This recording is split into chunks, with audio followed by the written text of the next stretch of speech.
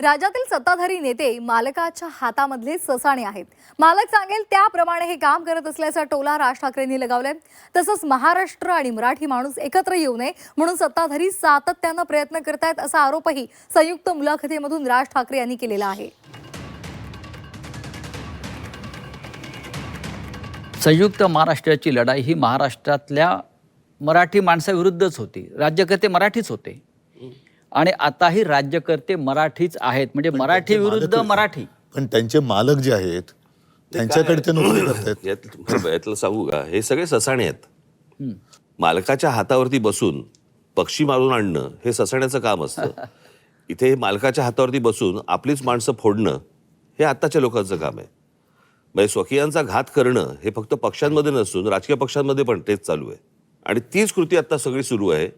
आपल्याच लोकांकडनं ह्या गोष्टी करवून घ्यायच्या. कसं आहे, मराठी म्हणून तुम्ही एकत्र आलाच नाही पाहिजेत.